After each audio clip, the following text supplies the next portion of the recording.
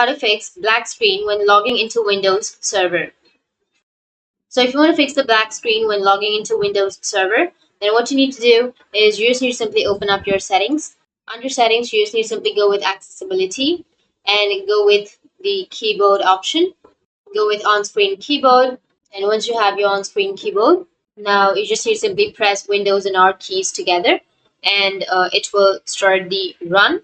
And after that, you just need to simply enter CMD and go with OK. And here you will have your command prompt. So you just need to simply enter a command, which is this one.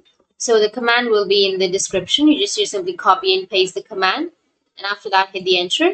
And after that, you will get the PID number right here. But if you don't get the PID number and if this method doesn't work for you, then we have a couple of options. So just again go with the CMD. Under CMD, you just need to simply enter a command, which is this one. So you just need to simply enter this command, or you can go with run and enter this command. Once you enter this command on your run, then your local users or groups will be opened. You just need to simply click on the groups, and under groups you need to locate the users group. Here you will have the users group. Click on open it properties. So you just need to simply right click on it, and then you will have the properties option. Under properties, make sure to go to the general tab. Under general, you need to go with NT authority interactive. But if it is not listed, then you can simply add by going to the add button, and you can add it.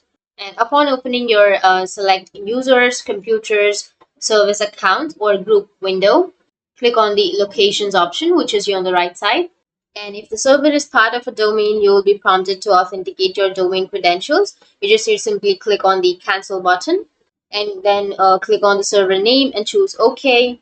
After canceling the domain authentication prompt, you will be redirected back to the select users screen. In the enter the object names, to select field, type interactive, and then click on the check names button, which is on the right side. Now to complete the process of adding the user to the users group, click on OK. And by applying the solution fails to resolve the black screen on Windows Server after login, you may attempt the final method, which is you need to turn off your UAC, which is user account control. You just need to simply open the run command window and type control panel in it, and then go with OK.